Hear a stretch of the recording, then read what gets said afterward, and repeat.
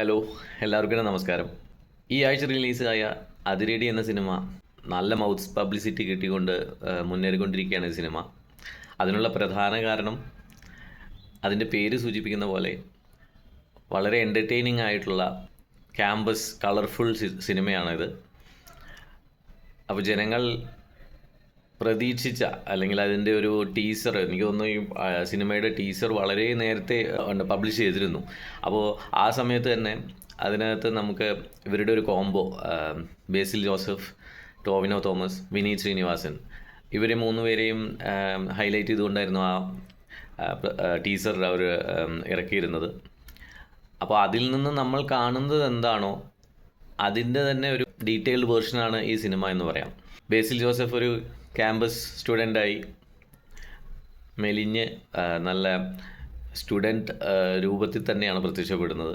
അപ്പോൾ എന്തായാലും ഈ ക്യാരക്ടറായിട്ട് അദ്ദേഹം വരുമ്പോൾ തീർച്ചയായിട്ടും നമുക്കൊരു കോളേജ് പയ്യൻ്റെ ആ ഒരു ലുക്ക് അത് ബേസിലിൽ കാണാനുണ്ട്.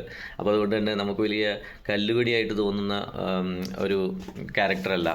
അതോടൊപ്പം തന്നെ ഈ സിനിമയിൽ അദ്ദേഹത്തിൻ്റെ നായികയായിട്ട് സർവമായയിലെ ഡെലുലുവായി തിളങ്ങിയ റിയ ഷിബു ഉണ്ട്. പിന്നെ ടോവിനോ തോമസ് ഒരു നെഗറ്റീവ് ഷെയ്ഡിലുള്ള വേഷത്തിലാണ് പ്രത്യക്ഷപ്പെടുന്നത്. അത് ഇവർ നേരത്തെ തന്നെ പബ്ലിഷ് ചെയ്തുകൊണ്ട് എല്ലാവർക്കും ആ ഒരു എക്സ്പെക്റ്റേഷൻ ഉണ്ടാവും. വിനീത് ശ്രീനിവാസനും ഷാൻ റഹ്മാനും അതുപോലെ തന്നെ വിഷ്ണു അഗസ്ത്യ, സെറീൻ ഷിഹാബ് തുടങ്ങിയ മികച്ചൊരു സപ്പോർട്ടിംഗ് കാസ്റ്റും ഈ സിനിമയ്ക്കുണ്ട്. ഒരുപാട് പുതുമുഖങ്ങളും അല്ലെങ്കിൽ വലിയൊരു ക്യാമ്പസിൻ്റെ പശ്ചാത്തലത്തിൽ ഒരുപാട് ജൂനിയർ ആർട്ടിസ്റ്റുകളും ഒക്കെ ഉൾപ്പെടുത്തിയിട്ടുള്ള ഒരു വലിയ സിനിമയായിട്ടാണിത്. എന്ത് തന്നെയായാലും ഈ സിനിമ ഈ വെക്കേഷനിൽ ഇറങ്ങിയ സിനിമകളിൽ ഒരു ഫെസ്റ്റിവൽ മൂഡിൽ നമുക്ക് കാണാൻ പറ്റിയ ഒരു സിനിമയായിട്ടാണ് അവർ അണിയിച്ചൊരുക്കിയിരിക്കുന്നത്. നേരത്തെ നമുക്ക് ഈ ഓണം, വിഷു, ക്രിസ്മസ്, റംസാൻ സമയങ്ങളിലൊക്കെ അവധി സമയത്തൊക്കെ വരുന്ന ചില സിനിമകളുണ്ടായിരുന്നു. റാഫി മക്കാട്ടിൻ്റെയോ അല്ലെങ്കിൽ സിദ്ദിഖ് ലാലിൻ്റെയോ അത് അല്ലെങ്കിൽ ഷാഫിയുടെയൊക്കെ ചില സിനിമകൾ അവർ ആ ഒരു ഫെസ്റ്റിവൽ മൂഡിൽ നമുക്ക് കണ്ടിരിക്കാൻ നല്ല രസമാണ്. അതായത് കുറേ തമാശകളുണ്ടാവും, അതോടൊപ്പം തന്നെ കുറേ എന്താ പറയുക എൻ്റർടൈനിങ് രംഗങ്ങളിലൂടെ കടന്നു പോകുന്ന നല്ല ഫെസ്റ്റിവൽ മൂഡ് ക്രിയേറ്റ് ചെയ്യുന്ന സിനിമകൾ ഇവർ നിറയെ സമ്മാനിക്കുമായിരുന്നു. ഇപ്പോൾ കുറച്ച് കാലമായിട്ട് നമുക്ക് അത്തരം സിനിമകൾ കുറവാണ്.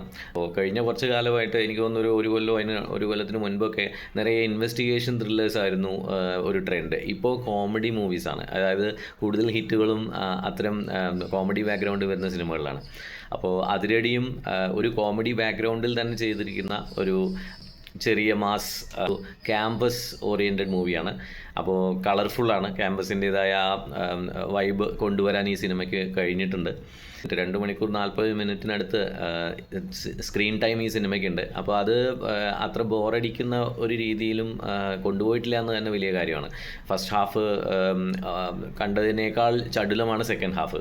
അപ്പോൾ സെക്കൻഡ് ഹാഫിൽ ഒരുപാട് തമാശകളും ഒക്കെ ചേർത്തിട്ട് നിങ്ങൾ എത്ര പെട്ടെന്ന് സിനിമ കഴിയുന്നു എന്ന് മനസ്സിലാക്കാത്ത രീതിയിൽ അവർ വളരെ എൻഗേജിങ് ആക്കി ഈ സിനിമ കൊണ്ടുപോയിട്ടുണ്ട്. അപ്പോൾ ഒരു സാധാരണ സിനിമാ പ്രേക്ഷകന് തിയേറ്ററിൽ പോയി അത്യാവശ്യം രംഗങ്ങളിൽ എല്ലാവരും കൂടെ ഇരുന്ന് ചിരിക്കാനും അല്ലെങ്കിൽ വിസിലടിക്കാനും ഒക്കെ വേണ്ട ചെറിയ ചെറിയ രംഗങ്ങളൊക്കെ ഉണ്ട്.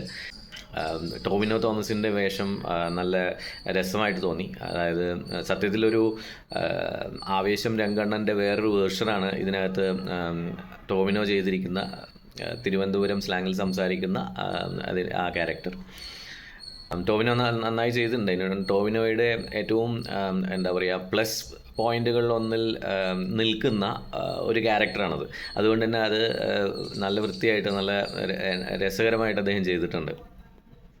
വിനീത് ശ്രീനിവാസനും ഷാൻ റഹ്മാനും ഉണ്ട്. ഷാൻ റഹ്മാനൊക്കെ സത്യം പറഞ്ഞാൽ ഇത്രയൊക്കെ ചിരിപ്പിക്കുന്ന വ്യക്തിയാണെന്ന് മനസ്സിലായിരുന്നില്ല. ഈ സിനിമയിൽ അദ്ദേഹത്തിൻ്റെ ക്യാരക്ടറിൽ പ്രത്യക്ഷപ്പെടുന്ന നമ്മൾക്ക് അവസാനിപ്പിക്കുന്നവരെയും എന്തെങ്കിലുമൊക്കെ ചിരി സമ്മാനിക്കുന്നുണ്ട്.